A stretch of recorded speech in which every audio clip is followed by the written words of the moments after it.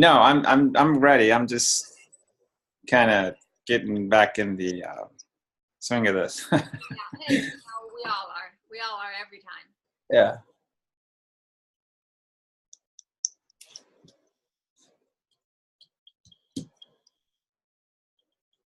In fact, I need to put my phone on vibrate so it doesn't ring on me. So just so you know, I just pulled up the Facebook, and it looks like I'm going to be able to go live, so we won't have any issues going live. So you'll be live on Facebook. So it's actually 8 o'clock. So I'm going to go ahead and count down 3, 2, 1, and then I'm gonna go live. Okay. Okay. So 3, 2, 1. Good evening, everyone, and welcome. This is HealthyStart, and over the next hour or so, we're going to be making a presentation to you, parents primarily, anybody of course, but primarily talking to parents about something that is often referred to as the silent epidemic. That's a pretty big statement, I know. But I think that if you stay with us over the course of the next hour, you're going to recognize that it is that. It's all of that. And we're going to hear from somebody who is very well versed in this story about a company that has been at it for 50 years, for 5 decades now. And what we're talking about is sleep disordered breathing. If you have children, and just so you know kind of where our conversation is targeted, tonight, if you have children anywhere from just, barely crawling, usually we like to start it around the age of 2, but up until the time that they're preteens, that's when we can really have an impact on their life, an impact for the rest of their life. So as you're listening to this, I hope because you're at home, you don't have to have a babysitter. It's kind of like in your kitchen at the table, pour yourself a cup of tea or a glass of wine, whatever, and really sit back and absorb this story. Maybe make some notes. Maybe you'll have some questions at the end, but you'll also perhaps see a little area for questions and answers, a little Q&A. If you present a question to us, we will be able to answer it directly to you, or we'll be able to talk about it a little bit at the end of the webinar. So my job in this arrangement is one of communications. That's what I do for HealthyStart. It's the best story I've ever been a part of. It's bigger than any one person that I know, and it is more purposeful than any other job I've ever had. Dr. Sylvester Gonzales is going to be the one to tell the story, but we're telling the story about another doctor, a world changer, Dr. Earl Bergerson.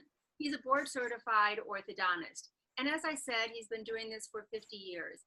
He developed Orthotane, founded that company in 1967. So we have just observed 50 years of contribution and had a tribute to him and to the company last week in Chicago.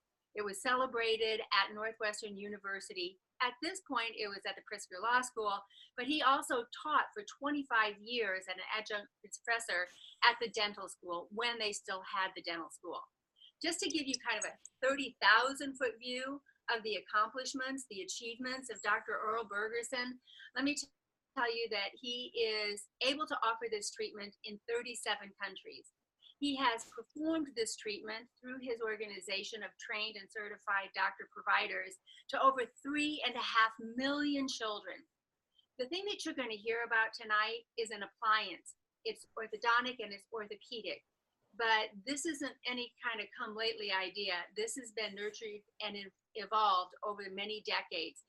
And it holds at this point 514 current US and international patents. Dr. Bergerson has just been nominated to the Hall of Fame because he's the most prolific developer of patents, second only to Thomas Edison.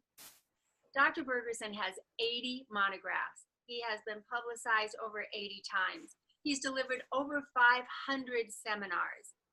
His appliances are FDA approved. There are no BPAs, there's no silicone, there's no latex. Even the cases and the material that it's made out of are antimicrobial, ISO certified and Health Canada certified. So with that, you know that you're in the right place with the right person and the right approach. Everything that a parent would line up for with their children. So who are you going to hear about this from? Well, our doctor tonight is one of our premier providers. And he has a great interest in sleep medicine and has been very keen on that subject with the adults in his practice, as well now as the entire family. He's a graduate of the Health Science Center in Houston Dental. And of course, he's had a lot of advanced education in dental dentistry residency at the UT Health Science Center in San Antonio. He's also done some specialization in sedation, dental sleep medicine, the mini residency at Tufts, the School of Medicine there, in accordance with the American Academy of Craniofacial Pain. So this is Dr. Sylvester Gonzales, DDS. You can see all the different associations that he has, and I will tell you that he and his entire family and their Paloma Vista Dental in Round Rock, Texas, which is the hill country on the north side of Austin, are all in. Esther, the hygienist, is his wife, and she has had great results with the appliances for an adult, and I'm sure you'll love telling the story about that. But Dr. Gonzales, it was great to have you in Chicago last week and making the presentation that you made in front of all the esteemed doctors that had really kind of assembled in Chicago that came from overseas and across the country, not only to help celebrate what Dr. Bergerson has done, but also to learn what's new, because there's always something new, always that next level of evolution, and we've seen that innovation in another new appliance. But Dr. Gonzales, I'm going to let you take it from here and then come back at the end and we will recap with any questions or further conversation. Dr. Sylvester Gonzales, DDS, out of Round Rock, Texas. Go ahead and share your screen, Dr. Gonzales. All right, thank you. Let me see here. Okay. All right. So thank you, Kathy, for the introduction. Again, Kathy alluded to the fact that we had celebrated the 50th year anniversary of Orthotain, the company that has invented these appliances and has introduced the HealthyStart as we know it today, that is addressing this silent crisis among the children. To give you a little bit more background in terms of what happened at that celebration, I was honored to be a part of that and also had the opportunity to spend a day at the headquarters in Chicago to meet Dr. Bergerson himself, kind of see the whole process, how it's done. And interestingly, I had the opportunity to talk to him, eat lunch with him, and just kind of see what his thoughts were with all this, and really that was a honor of mine to be able to have that privilege. Anyways, with that said, I also had the opportunity to hear him lecture in person, and just amazing the communication of his thought process in terms of how he was looking at all this back in the 60s for growth and development and the eruption of teeth for orthodontic treatment. And of course, now in 2017, 50 years later, how this has evolved into not just treating dental problems, but actually medical problems with a dental solution. So again, I was just honored to be there. We also had the opportunity to have a representative from the American Dental Association, which this year released a policy statement indicating that dentistry does have a role in evaluating patients, children, and adults for sleep disordered breathing. So with that said, again, that was a fantastic weekend to meet other doctor providers from around the world, and also, again, to meet Dr. Bergerson himself, his family, and his team of there at HealthyStart. So again, that was awesome. I'm listening to you tell this story, and I just have to jump back on again. Yeah. Because what you did in that presentation, Dr. Gonzales, I think that the parents would have an appreciation for. You don't have to be a part of this company or even a part of this industry to really recognize that in the timeline and what has been learned and the role that Dr. Bergerson played going back to the 60s. Can you define that, or do you have that in your presentation? I believe I do, yeah. I can show that here in a while. Yeah, so what Kathy's talking about is the interesting thing, as she alluded to in the opening of this conversation, Dr. Bergerson in 1967, when he founded Orthotain, that was about the same, actually a year before that, they had discovered sleep apnea in adult patients. And what was interesting, as a dentist, orthodontist, Dr. Bergerson was looking at solutions for growth and development for children having these small jaws, no space for their teeth. And lo and behold, on the other side of the aisle, medicine's looking at why adult patients are suffering with these problems during their sleep and having obstructions at night, oxygen deprivation. And then, of course, as the timeline unfolded, there was other doctors who were looking at sleep disorders in children and then beginning to see a connection with that. And as time has evolved, I just find it amazing just studying both of those backgrounds and seeing how during that time in history, someone from the dental field's looking at this, and then of course medicine's looking at it from a different lens.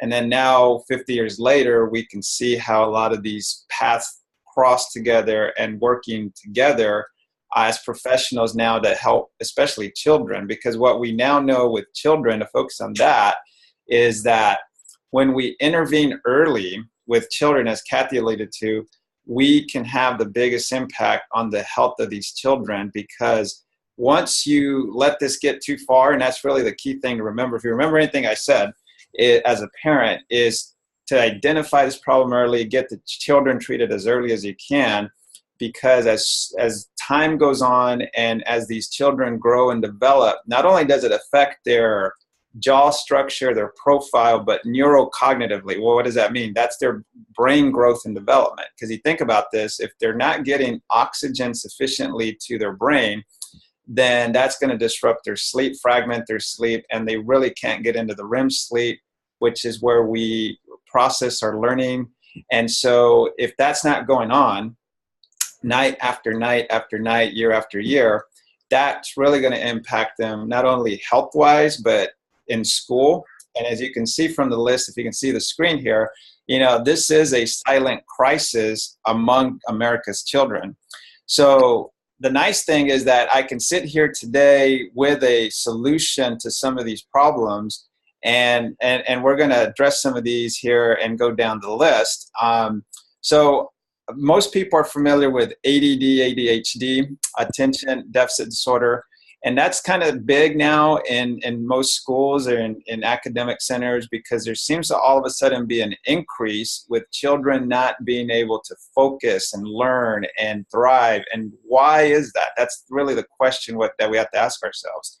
Well, the interesting thing about that, there has been studies that have shown children with ADD, ADHD sometimes are misdiagnosed because of what appears to be a problem of not being focused or paying attention in school. Really, and the study I'm alluding to, they showed 50% of the kids that were in this study actually had a sleep disorder problem.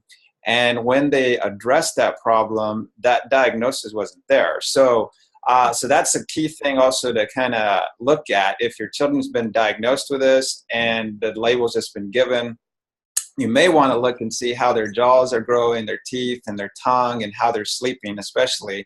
And so that's crucial. The second thing on the list, bedwetting. Okay, what does bedwetting have to do with this? Well, the interesting thing, what we find with a lot of these children who are having sleep disorders, and sometimes even up into the mid-teens and early adult ages, you'll still have people who are bedwetting. And of course, that could be very embarrassing, because how do you control that? That's kind of hard to control, right? So, but there is a link to sleep disorder breathing with bedwetting. And we'll talk a little bit about that later in the slide here, presentations. Again, we talked about difficulty in school, why that is. I mentioned the word neurocognitive development. One of the things that Kathy talked about in the presentation I gave in Chicago during that 50th year anniversary, there was a slide that I took out of a medical textbook, which is just published this year, that talked about the snoring, and that's the next slide there, mouth breathing and snoring, that snoring is actually something that to be really taken seriously, because we kind of joke about it in our culture and really just kind of pass it off as something, everybody does that.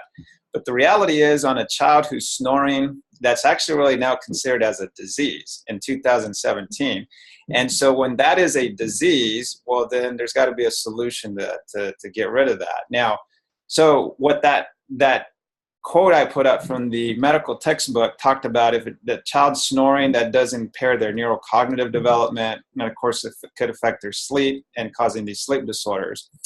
And again, going down the list, restless sleep. Obviously, if somebody's not getting good quality delta sleep, as they talk about, that restorative sleep, then you're going to have this restless sleep that's going to go down to the next slide. Well, the next line here, which is delayed or stunted growth. If you can't get good deep sleep as a child, something's going to happen somewhere. And in some children, that delays their growth and development, not only just from craniofacially, from their face development, their jaws, but also their height and their stature.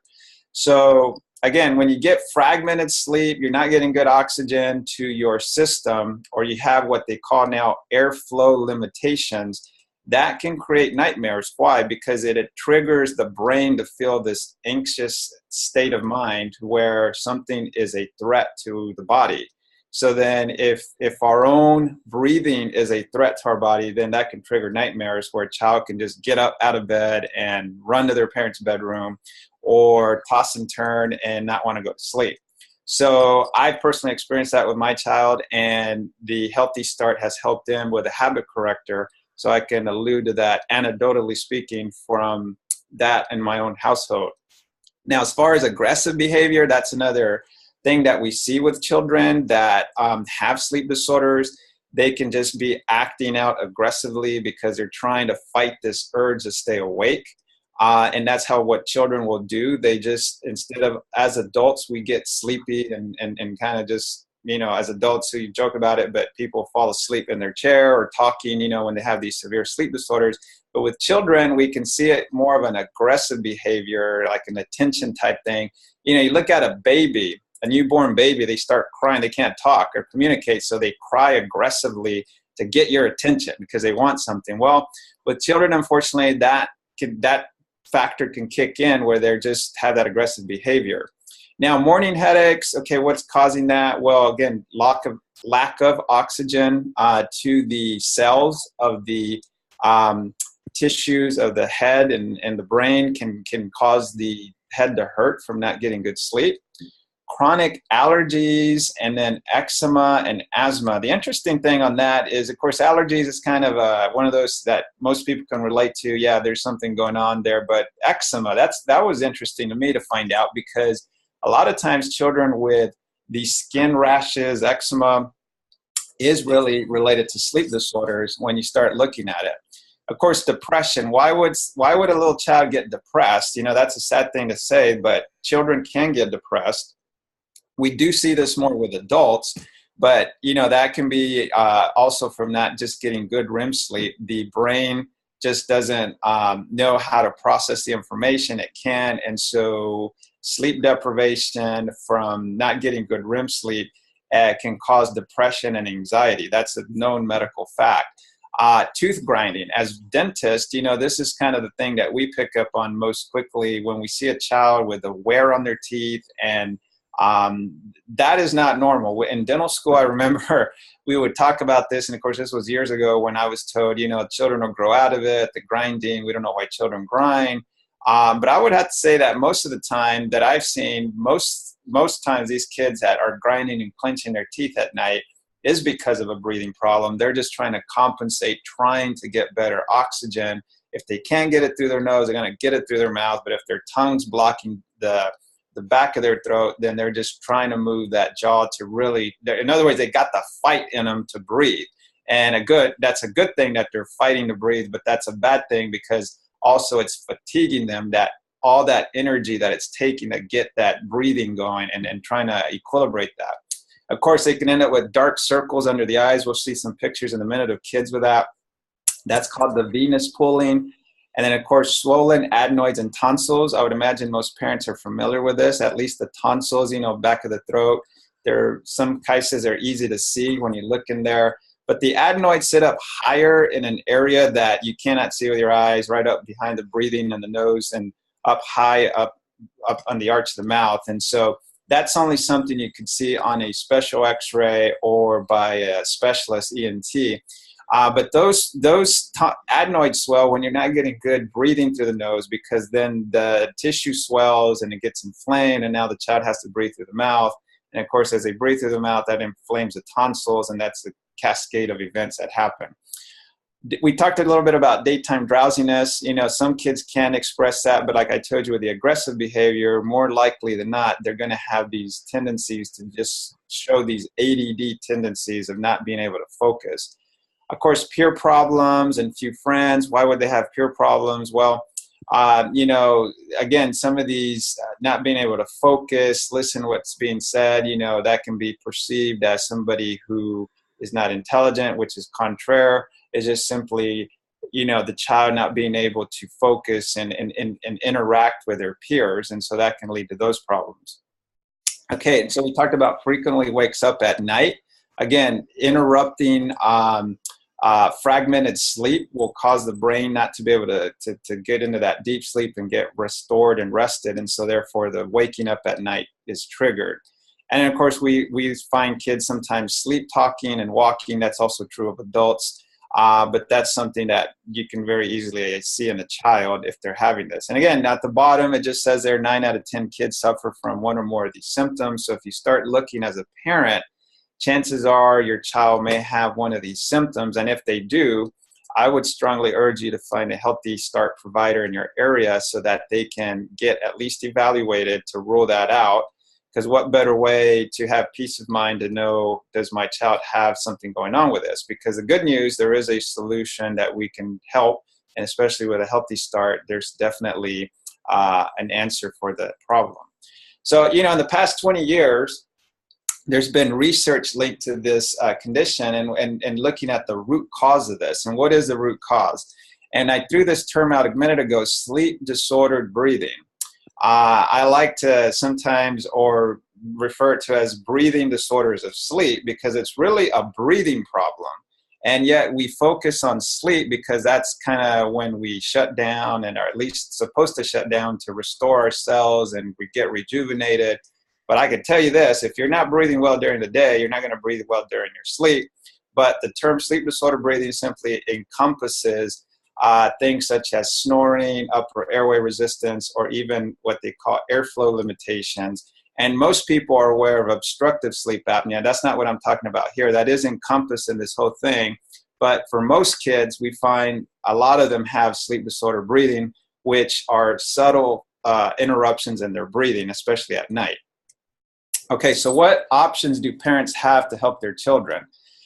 Here's a list of things, psychotropic drugs, amphetamines, with these children on ADD, ADHD, they commonly give them Ritalin to just kind of help them speed up and adapt to their environment. And again, that's something to kind of really take seriously and see if that's a need. If they have a sleep disorder breathing, they need to get that addressed. Other prescription drugs, tranquilizers, antidepressants, for children who are depressed or, they need to calm them down because they're just so hyperactive. Those are other options that are there. Psychiatric testing, counseling therapy, surgery to remove tonsils, adenoids. There's sleep studies. One of the things with sleep medicine with kids, it's still kind of in its infancy. So there's unfortunately not a lot of sleep labs that focus on children.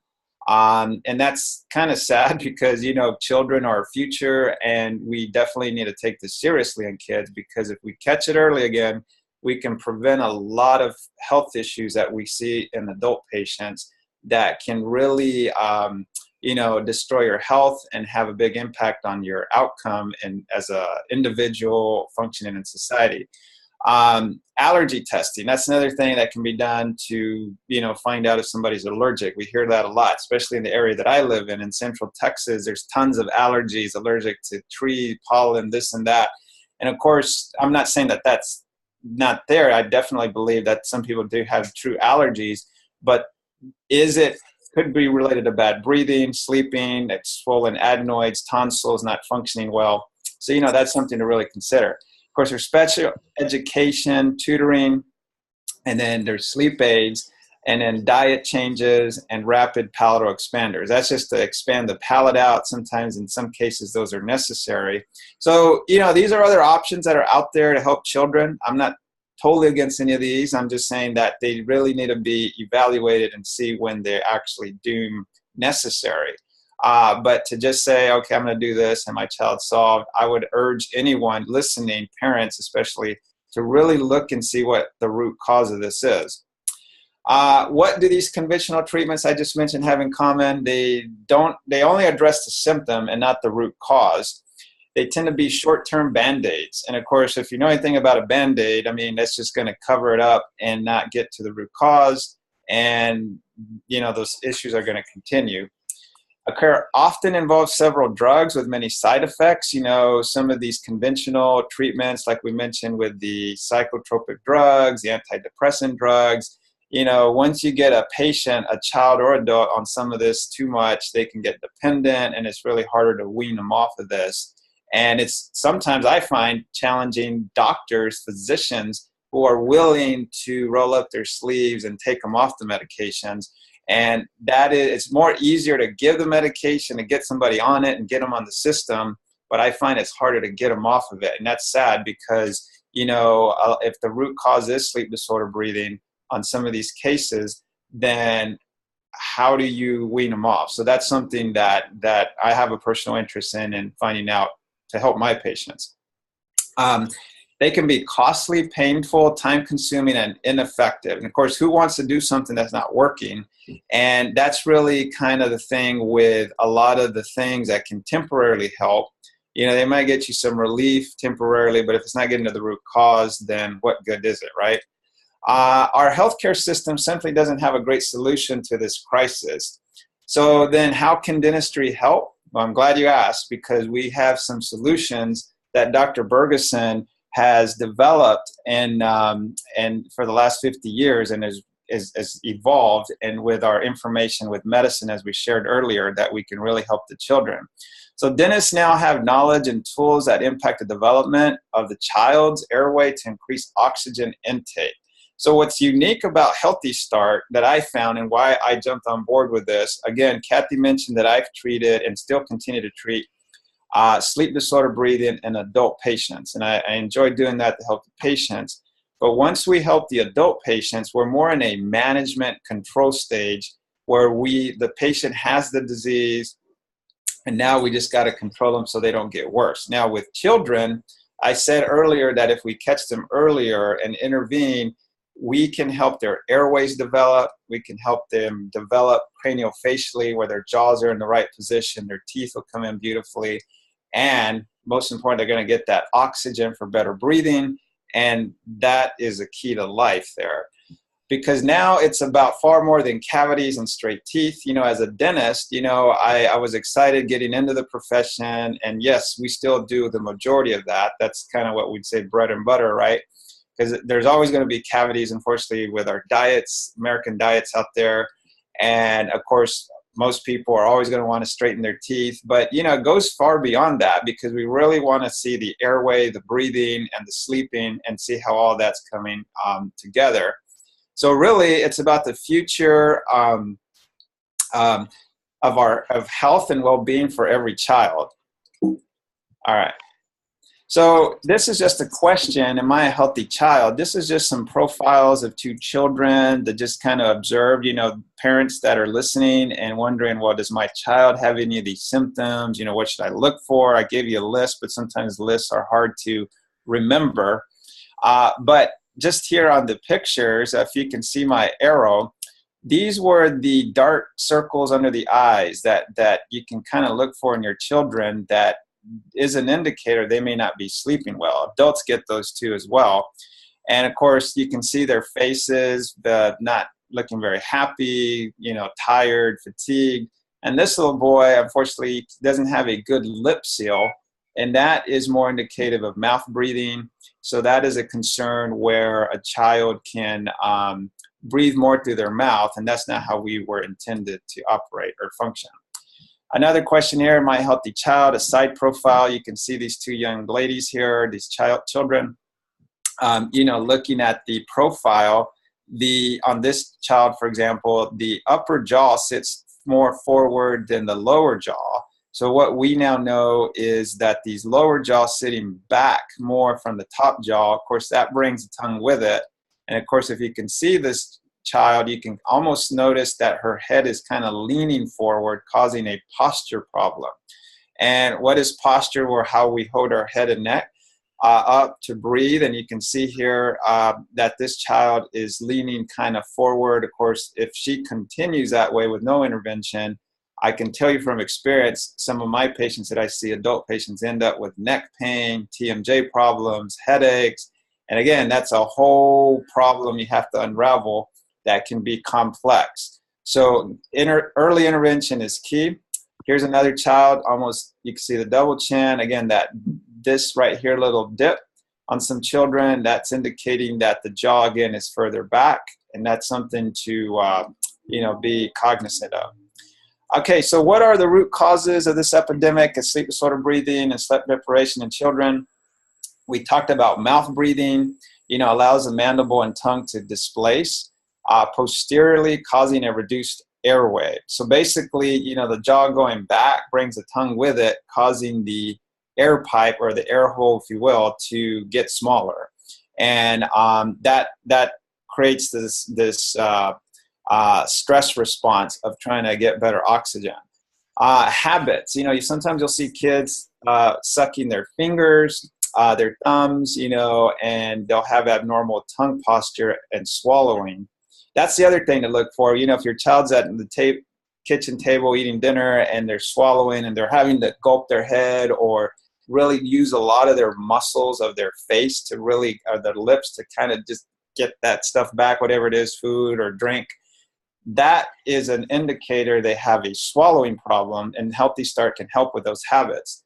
Upper arch constriction and high palates. Again, what are we talking about there? The upper jaw, if it is narrower, that creates crowding of the teeth. Not only that, but the top jaw is the floor of the airway here, of the nose breathing part.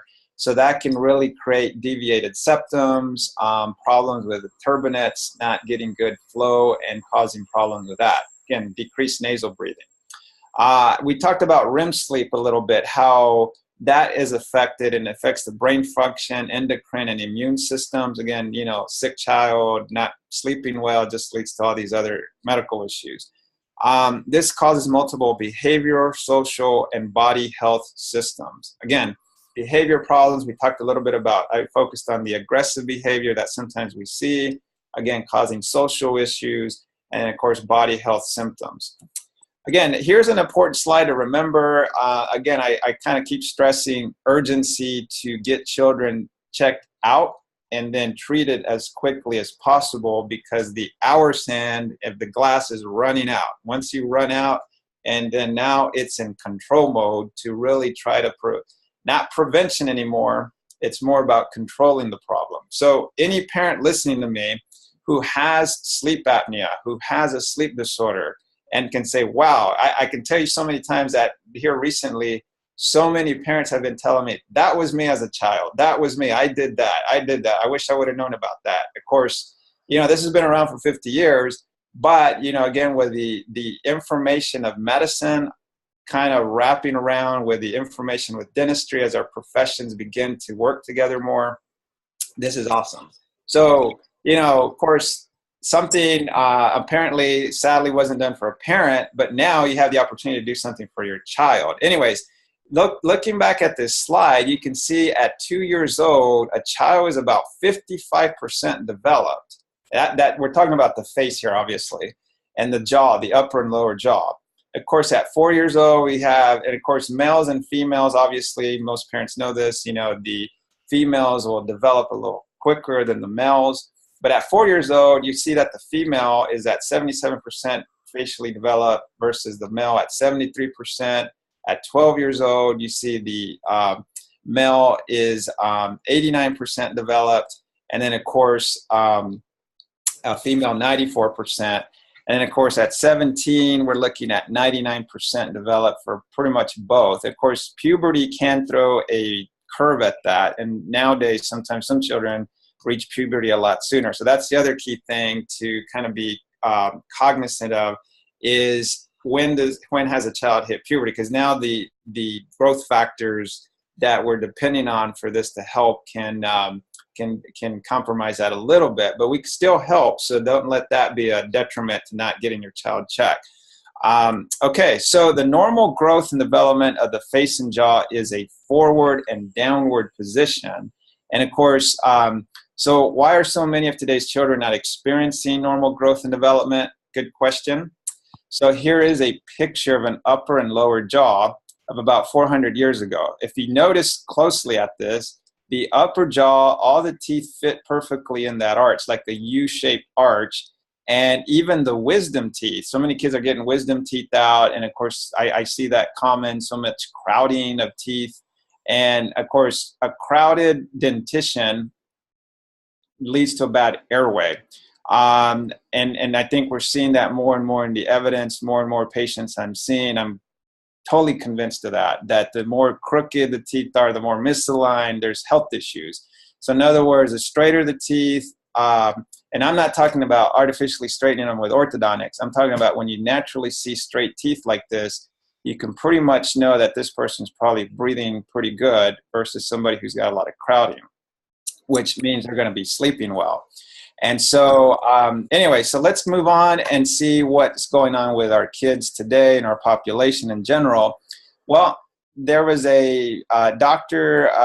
Corusini here who studied the diets of populations and noticed that when countries are more industrialized, they started seeing problems with the eruption of teeth, the crowding of teeth. And so what happened all of a sudden? Did the teeth get bigger? Did we as a species all of a sudden get bigger teeth? No, I think it's the opposite. Our jaws got smaller because of the diets, the nutrition, the chewing, the toughness of the foods that people ate were exercising the muscles. And it makes sense, right? That if you're exercising any muscle, it's just going to grow and get bigger and stronger. Well, if you're eating a softer diet, like baby foods, processed foods that we're just gulping down, that's going to cause the jaws not to grow as they should. So that led to a rapid increase of malocclusion, which means teeth not fitting properly together in the upper and lower jaws and inside the mouth. So, all right, so to continue on here, in the Western culture, soft diets were introduced to these populations, and there was a dramatic change in the way teeth were fitting together. In the first generation, the interesting thing, 50% of that population experienced teeth coming in crooked, no place for them. At the second generation, if this diet continued, we saw a 70% increase. And then at the third generation, an 85% increase. Very interesting, and of course that continues today. And sadly, again, going back to the earlier comment on these slides, it's not more about cavities and straight teeth. It's about the airway. It's about the airway. It's about breathing. It's about sleep. It's about the health. Who doesn't want a healthy child? Who doesn't want to be healthy themselves? So potential problems with infant feeding. Okay, prolonged use of pacifiers longer than 6 months, prolonged nipple, bottle feeding beyond 6 to 8 months. Interesting, before I knew all about this, I'm a father. Of course, I have 2 kids, but, now I'm a big proponent of breastfeeding to do it naturally as possible because of the issues that we're seeing to treat some of these children. So any parents that are of that thought, I commend you for that, because they're the nutrients and the activity, again, of the muscles of the face while they're feeding get exercise. Again, here's a picture I threw in there that you can see what causes. So look at your child's mouth, look in there, and if you see that, get help quickly, because that's a mouth breather, definitely, because they are making space to get air through that mouth. But of course, the tongue's sitting behind there, and that's not something you want to see your child's dentition developing into. Again, that's probably caused by prolonged use of the nipple bottle or sucking their finger to compensate their airway. So perfect 5-year-old, of course, what should the teeth kind of look like, in comparison to what I just showed you? Here you see all the teeth kind of aligned. You can see little spaces. In the dental literature, they're called primate spaces. Basically, you want those little spaces to be there because that allows the permanent teeth to have more space to erupt without any crowding or displacement. So the other thing to be looking for is your child tongue-tied. You know, those we see common, and that's not a good thing. If they're tongue-tied, that tongue's just it can't really do its thing. Of course, that can lead to speech problems, but more than anything, the breathing and the sleeping can be compromised. Again, next slide, airway. You know, airway is everything. It's breathing, it's health. You know, and I like this slide because it just kind of demonstrates what we're talking about when I say airway, you know, because you say that most people get caught off guard, like, what are you talking about? Well, we're talking about breathing through the nose, not through the mouth, getting good oxygen, good having the nitric oxide. That's a chemical that kills bacteria in the nasal cavity, that gets better oxygen to the lungs for better health. So if you're a mouth breather, you're not going to be producing that nitric oxide to kill that bacteria, so you get more allergies, sinus infections, more mouth breathing, more cavities. Just let that sink into what I just said. I mean, that's just, are the doctors treating the root causes, or they're just throwing medication, surgeries? What are they doing? So again, Healthy Start, I love the name because it's giving children a healthy start in life. And definitely that's what we're about with this company, to be able to make an impact on our society. All right, so look at here. We have Dr. Christian Guilleminault. He is considered the father of pediatric sleep medicine from Stanford University, the well-known university in California that introduced sleep medicine to the United States, and the first sleep studies, and the father of sleep medicine is there himself. Dr. Dement, a psychiatrist, Dr. Christian Guilleminault, a neurologist. Anyways, on his study, he suggested that the dental arch expansion, the top dental arch here in yellow, improves sleep disorder breathing in patients with upper and lower jaw constriction and can be a valid treatment. So here is considered the father of pediatric sleep medicine, talking about how the jaws play an impact in this breathing and sleep disorder breathing to improve it. That's pretty profound there. So the airway, 10 years old, we're going to look at this on the left side, on your left, looking at the screen. A normal airway, again, hopefully you can see my arrow as I'm following through here. You can see the size of the airway. Now look at the restricted airway. Look how much smaller that is. Do you not think that child's going to be a little anxious, a little nervous, not being able to focus? Why? Because his body wants to breathe. It wants oxygen. It wants to feel like it's in a state of homeostasis. That means a balance, you know. And of course, if you don't have that, that's going to create issues. Again, here we can see the photos of these comparisons of the normal development. Again, look at the profile here, the upper jaw, the lower jaw. You can see if you drew a line here, they're almost exact there. That you can imagine the airspace here, but here, if you drew a line, it's almost slanted this way, again, bringing that lower jaw back. So that is, you know, if you see your child like that, definitely get them evaluated. What does your child's airway look like? That's the question. Obviously, the next question, what does your child's airway look like? And of course, in Healthy Start, I like this little comparison. They have the coffee straw and then the garden hose. I actually happen to make a little demo of that. You can see that pretty well. There's the coffee straw, the garden hose. I even put the millimeters. You know, one of these is like 2 millimeters, the coffee straw, this one's 15. Of course, I can tell you most people don't have that big of an airway, but the analogy here is you do not want smaller for the child because that's going to constrict the airway. And so, again, get the points. Basically, bigger is better in most cases. Okay, let's look at this child here, the video. Mouth breathing while sleeping causes airway constrictions. I'm going to play this video of this little boy. His name's Eli. His mother was just simply trying to demonstrate. And you can see here the profile. He's got his mouth open, not the way a child should sleep. So if you see that, mom and dad, no bueno, no good.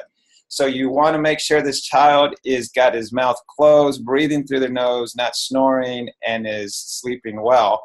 So let's take a look at this, and then we can talk about that. That was holding it. Still holding. He's trying to take the air. There he goes.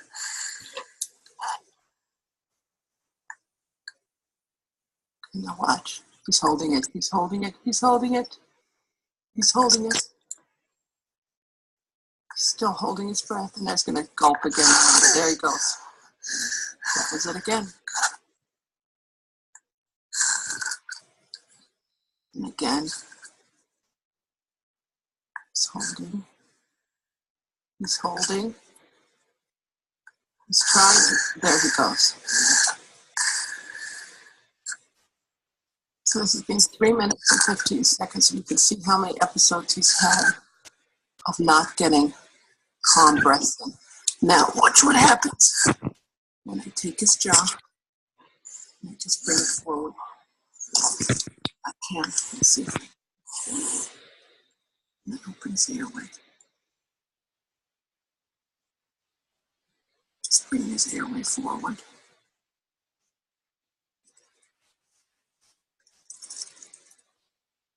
Listen to the quiet breathing. There we go. Now he's breathing through his nose. I've got his airway. I'm opening his airway. Just pulling his jaw forward ever so slightly. And now he's breathing through his nose quietly. His mouth is a little bit open, but he's breathing through his nose. Just by hear how quietly he's breathing, you don't hear him anymore. And all I did is gently bring his jaw forward. All right. That's all right. So you can see from that video the impact of just closing the mouth has on a child or an adult, I would say, of closing the mouth and breathing through the nose to get that airway more efficient. Of course, easier said than done. She also demonstrated by putting the finger in the mouth, pulling the jaw forward, that, of course, what was happening there, the tongue is being pulled away from the back of the throat to allow that air to flow through the esophagus area to really get to the lungs and not have any of those choke points. So this is a good demonstration, unfortunately a sad one to show you, but I mean, somebody recorded this, was obviously willing to share it so people can see what we're talking about. And so if your child's in that state, definitely get some help. There's many providers that are with HealthyStart that can definitely help you and treat your children, because these appliances, again, are designed to get the better nasal breathing and also move the jaw forward and really create the habit of breathing through the nose, not through the mouth, to as the child's sleeping. So, all right, let's move on. So here we see a circle of kind of underdeveloped dental arches and jaws, leading to compromised airways and, of course, sleep disorder breathing. Kind of a circular thing. You get caught in this cycle. And again, there's in each of these little boxes under the underdeveloped dental arches. I'll just briefly go through those. We talked about bottle feeding and pacifier extended use, tongue posture and position, abnormal swallowing. We kind of hit on that. We talked about the diets and processed foods, poor oral habits, thumb sucking, finger sucking, tongue thrusting, of course, compromising the airway by breathing through the mouth, snoring, the adenoids swell up, the tonsils get swollen, low tongue position. If the child is breathing through the mouth, the tongue should be at the roof of the mouth, sitting when we're closing the mouth, and breathing through the nose. But if that's not happening, then the tongue's going to go to the floor of the mouth, and that's not where it should be. Again, the habit corrector helps deal with that. Underdeveloped dental arches lead to crowded, crooked teeth. That's what we talked about a little bit a minute ago. Crowded, crooked teeth is not a sign of health. I know I'll say that. I can't find any actual medical literature that actually says that, but I guess if you look in deeply into it, you're going to find, or if you treat enough patients, I would have to say that's a conclusion you can make. Open bite, I'm sorry. We showed a picture of somebody with an open bite because they were mouth breathing, the teeth, because the tongue is thrusting. And of course, cross bites, teeth aren't fitting together well. Of course, it leads to sleep disordered breathing or breathing disorders of sleep, however you want to look at that. But again, it's about the breathing. Restless sleep arousals that leads to ADD, ADHD, the bedwetting, the chronic allergies, the nightmares, the daytime drowsiness, aggression, defiance, and then, of course, difficulty in school. I don't know about you, but that list there definitely would prompt any parent to want to kind of find out, okay, what can I do, right? So the good news, a dentist, what can a dentist do about this epidemic in sleep disorder breathing for children? Well, they can help fix it. And in the presentation, I found a quote from Dr. Bergerson, who said, in quotes, you know, dentists are the perfect people to identify and promote sleep disorder breathing and be able to offer a solution. Fabulous. I mean, I think that that's what dentistry is about now in 2017, or should be. At least the ADA is looking at that, saying, hey, you know, we need to start looking at this if you're not. Because, yeah, definitely we can help fix this problem caught early enough. And again, here's how. And of course, HealthyStart offers a solution. Kathy in the introduction talked about Dr. Bergerson and his company, the Orthotane. These products are FDA approved, over 3 million, now 3.5 million cases worldwide treated. There's over 500 US and international patents. Okay, so what HealthyStart can do for you? Of course, we talked about expanding the dental arches, establishing nasal breathing to discourage the mouth breathing, get better nasal breathing for better filtering of that oxygen, the air, to kill the bacteria, right? And then we talked about training the tongue, strengthen, condition, reposition the tongue upward, promote proper swallowing and speech. And of course, eliminating the bad habits, thumb sucking, tongue thrusting, reverse swallow, eliminate open bites. Now, let me stop right there, because a lot of, and I'm going to go out on a limb here a little bit. Unfortunately, a lot of times orthodontic treatment, and again, this is not a bash against orthodontists. I love them, still work with them. But sometimes the habits are not addressed. And that's really sad, because the habits do need to be addressed. If you've had children who've had ortho, or perhaps yourself, and you were a mouth breather, can't breathe through your nose, you might have relapse of your teeth getting pushed out of the way by the tongue or rotating back. Again, you know, we want to eliminate these habits, because once you eliminate these habits, and HealthyStart has that, to be able to eliminate the habit with a habit corrector and then going into the treatment to help the jaws grow, straighten the teeth. When we do that, we get a better long-term outcome orthodontically, teeth speaking now, but most importantly, health-wise. And this is really, again, what we're promoting here: health, wellness, and longevity. Again, I don't know about you, but who doesn't want that for themselves and their kids? So again, what does it do? It advances the mandible to correct the overjet, increase the airway. It can correct most symptoms caused by sleep deprivation. And again, here's another key thing: encourages proper facial and body growth, corrects most orthodontic diagnosis to class 1. That's just an ideal position of where the molars sit. And again, these are dental terms: ideal overbite, overjet. Again, talking about how upper teeth sit to the lower. If you ever seen a child with a retruded jaw back, or an adult, that's an overjet. The upper teeth and lower teeth are just set too, far apart. I see more problems with that, and most dentists would tell you that to be true. And proper intercuspation of dentition. Again, the teeth fit together better, all 28 teeth in place before the age of 12, reduce and eliminate future relapse. That's what I was hitting on a minute ago, because we've eliminated habits. We won't have relapses. And of course, you reduce the chance for orthodontic treatment later. So what does that mean? Okay, so these appliances are functional appliances for eruption guidance. And so caught early enough, some of these children will not have the tendency or need for bracket and braces later on.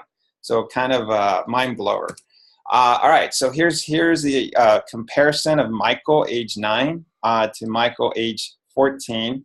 And you can see after he's had the HealthyStart, how his profile has changed. Again, the retruded double chin mandible to a more ideal posture, again, for better airway, better health. Okay, so here you can see what's called the SAF. This is a side x-ray that most people doing braces, orthodontics will take, and you can see again the airway before and then after, pretty large and an ideal position of his bite. Again, here is the teeth, how they looked before and then after through using this system. And the interesting thing, no brackets or wires were used. As a general dentist who has a practice that really focuses on hygiene and the wellness of the gums, my wife worked for a periodontist in Houston when I was in dental school, so we really look at this critically. This system allows better hygiene, better, the children to clean and floss their teeth. They really get into that habit. That's really going to help them in their adult years. Because isn't it sad when you invest all this money on braces, the child's not cleaning the teeth, they get cavities. I mean, I've seen cases where I've had the orthodontist had to debracket and fill all these teeth. And yeah, so, with this, you don't really run that risk. So that's an advantage there. So now let's meet a healthier Michael. Here you can see his profile. Again, you can see that double retruded chin. Here he no longer has it. Nice looking young guy. And then here is the 12 months in HealthyStart, the beginning, the end, just comparing. Look at that tongue, how beautifully it sits in that lower arch, not really crowding, competing for space, where it's got little imprints of the teeth where it's struggling to breathe. I mean, had he been left that way, that's a different issue. And that's sometimes what I'm treating with adult patients there. Okay, so sleep disorder breathing and ADD and ADHD, question mark, what's the deal with that? What's the correlation? Well, interesting you ask, because Dr. Bonnick did a study with 11,000 kids looking at what the association is over a 6-year period. She published this in a peer-reviewed journal in pediatrics in 2012. So what did she find? She found that sleep disorder breathing increases risk of ADD and ADHD by at least 50%. Of course, this was published in 2012, but there you go. There's one proof, a large study. Sleep disorder breathing and bedwetting. We talked about that at the introduction. That might have thrown some people off. Well, bedwetting, what is that? On adults, interestingly, a lot of patients will say, I get up in the middle of the night and I'll go to the restroom 2, 3, 4, 5 times. Well, that's probably a sleep disorder. If not looked into or investigated, you're probably going to find that. So with children, they don't have that tendency to wake up, go to the restroom. They just let it all out. And they let it all out. That's indicator of a sleep problem that should be looked at. And so here you go. Reduced oxygen probably interferes with deep REM sleep, which affects the neurological and hormonal symptoms, which probably interferes with bladder control. All right, so then these are just a few case studies of some cases that Dr. Bergerson put in here. 5 years old, you can see this child to 7 years old. You can see the profile that this creates. And then, of course, here you can see the teeth, how the lower jaws come forward, the teeth are straightening. And, of course, not to mention the resolution of symptoms of these children.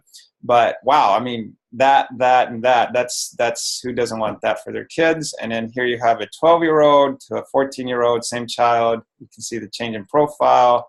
And again, the changes in the dentition. And then here's another child, 8-year-old to a 14-year-old with different scenario, a large space between the teeth. And now you can see that's been corrected. Again, I'm just showing you these profile and teeth pictures, but I wish we could go in more to the detail of some of the signs and symptoms they had and how those resolved. So bottom line, HealthyStart changes lives. And I know that for a fact. I'm seeing that in my own practice as I began to be a provider for this. And again, I feel honored and privileged to be able to be a provider to help children have a healthier life and become a better version of themselves. And also, if the parent didn't have that opportunity because this wasn't around, didn't know about it, well, now you can do something for your kids. This is a great video. I'm not going to play, it's kind of long, but I would encourage anybody to go to YouTube. It's called Finding Connor Deegan, just the story of a mother who talks about her child having all these problems and not being able to find a solution until they found out it was a sleep disorder problem. They addressed it, and the child resolved and had a better outcome in life. So again, that is the topic for the night, and hopefully I whet your appetite to go look into this further. And perhaps, I'm here in Round Rock, Texas area, in Austin. So if you have any questions, I'd love to see you and be able to help with you. Again, there's providers all over the country. In Chicago, when we were there, I met a lot of the providers from around the country, around the world, even from Brazil and Latin America, Ecuador. And so this is a game changer. So anyways, I'm excited. As you can tell, I will pass it over to Kathy if you have any questions. And thank you for your attention and interest, and look forward to seeing you in future seminars. Okay, Dr. Gonzales, thank you. And don't go away. I just want to say, as you're talking and I'm thinking about this, kind of where we are, and the fact that this is a conversation that was designed and shared with parents, for parents. And every time I've ever been around a parent that's kind of catching the story for the first time, I notice that they just get it. It makes sense. And I have grandkids that drew me into this story. And of course, it's changed their lives dramatically. One of the things I can tell you is that if you're with a parent and they're learning about this the first time, one of the most profound experiences I had was sitting at a kitchen table with a bunch of ladies, and they all had children that were the age of my grandchildren. And there was just this sense of awareness, and some of them were drawn so quietly into it. And the lady that was sitting next to me, she just was almost in shock. And when it came her time to talk, she said that her child had just had 4 extractions the day before. So now she's recognizing, oh my gosh. So the look on the face is usually the parent is like, okay, we got to go fast because look at how old they are. We've got to hurry. And then you see the opposite. It's because the child has missed the window. And now, as you described it, Dr. Gonzales, it is always going to be Band-Aid. And it kind of brings to mind that this is that time of year when we are getting ready to do things for our children for school. So this is Dr. Lori Logan, and she is going to be doing a free screening. Those are the types of things that are happening across the country with our providers. And so if you were to call and ask, we would be able to find a provider that typically takes your child in and does an evaluation for them at no cost. They just kind of take a look at what's going on based on not only what they see in the doctor's office, but also the sleep questionnaire. Dr. Gonzales, would you please talk to that for a moment about the value of what a parent really observes, not by memory, but actually physically goes in and observes and brings into you when you get the chance to visit with the family? Yeah, so, Kathy talked about the screenings that we offer here too, most HealthyStart providers for free to evaluate this. On the screen, hopefully you can see it. These are the questions that we ask the parent to get feedback from them and encourage them to fill this out as most, honestly they can. Because again, from the very beginning, we talked about 9 out of 10 children having one of these symptoms.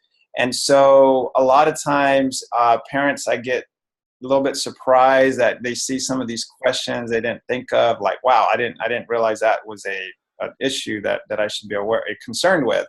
And so I can tell you from what Kathy said that in doing these examinations, the eyes open up, and it makes a lot of sense when you start looking at all this.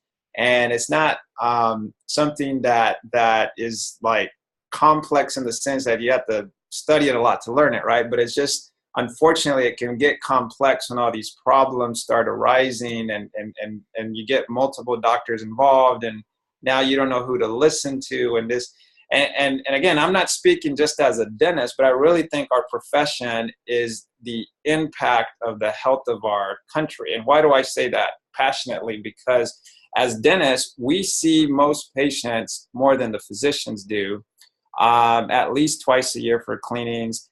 And then, of course, the other thing is we're in the area that we were talking about where the oral pharyngeal cavity, that is, and most physicians would say that is the high area of concentration where most of these choke points, where apnea occurs. And so, again, catching this early, getting these signs addressed is the wow that the parents get, because they're like, they get it like, man, I got to get this done quickly, because if I don't, and especially if they had these problems as kids and now they're suffering as adults, using a CPAP or an oral appliance or having had surgery or suffering with headaches, TMD, neck pain, posture problems, they get it. and they say, I want better for my kid. And so that is the people that really have the most in on this and really encourage our kids to get through with the treatment. But anyway, so hopefully I addressed that question, and I know I kind of went around a lot of different ways, but I'm excited about this. Yeah. We're all excited about this because once we really know this, it's like, you have to tell this story. Today, I visited a sleep clinic for the third time. This time I spent 2 hours there. And the gentleman who was working there for now 21 years also has children. And so as we were looking at that sleep questionnaire and he was identifying that his child has a number of these things, he is going to be one that brings one of his children to that free screening on Monday. Because if you stop and think about it, what do we do at the beginning of the school year? Well, we worry about, do they have their backpack? What are we going to put in it? Their lunch? Well, no, okay, how about tutors? Are we going to sign them up for sports or music or any kind of after-school activities? What organizations? But there's nothing more important than what we can do to help them get sleep so that they can really function. And this isn't for one school year. This is for not one day. This is for the rest of their life. So now he's talking about and bringing in to the conversation the ENTs that they refer to. Also gave me a dentist that was looking at doing something like this to try and get them to one of our lectures coming up. So the last question I have for you is, I think parents need to hear what you just said about this isn't just dentists. And you're right, the oral physician does all of these things. That's the concentrated area of study. But who else has the equipment anyway? No other doctor could take x-rays and impressions and those things. Only a dentist or an orthodontist can simultaneously address all the care of a child's need in that area. So if you would just tell other parents that if they've got a pediatrician or somebody that they're dealing with, that they may not know, but they can, because the door is open to everybody. Yes, absolutely. And the thing is, with evolving information with, and I have to say this real quick, a plug for Dr. Bergerson. I met him the first time in person a couple weeks ago or 2 weeks ago in Chicago at this 50th anniversary. I was so amazed with his presentation. It was not a sales pitch. It was just purely based on science and purely based on research. And to be honest, I'm sitting here today, and of course I am talking about HealthyStart, but this product really has a lot behind it that went in for a lot of years to find what really works the best for this. And really, there's not a lot of things out there like this. And so that's really what I got involved with it, because I didn't have a solution for the kids. And I was kind of heartbroken that I'm treating the adult patients and with these sleep disorder problems. But I was reading stuff where if you catch this early on children, you can prevent these problems. Well, I just didn't have a method of system to deliver. And this gave me that answer. And again, I had to give kudos again to Dr. Bergerson. Great gentleman, very ethical and high standards for his innovation and research on this. And so I was very honored to meet him. And so the thing is I at least take a look at this. Those parents who are a little skeptic about it, just take a look. Again, a lot of these screens are free for most of the doctors, so it's not going to cost you anything but your time. And then, what do you got to lose, right? Because if your child has one of these symptoms, I think that if you find that, wow, this is what they needed or what they need, you're not going to live to regret that. You're only going to say, man, I just, I got to tell somebody else. Because as Kathy says it best, once you're in the know, you can't unknow this. Yeah. I even took out the URL. Once you know this, you can't unknow it. And you're right about Dr. Bergerson. He's the most low-key academic guy. You would never know. And there is, if a million children had this treatment tomorrow, neither one of us would, make a penny. It would be a matter of, yes, the digital age of communication is finally registering what there is that your child can have and that they need. And at that conference, one of the guys that was sitting probably a couple rows in front of you, I remember walking by and saying, hey, I'm so glad you're here. And he said, man, so am I. And I looked at him and I said, why? What is it? He said, there are a lot of things out there in the world today, and a lot of people have a good story. This is very legitimate science. And you know what?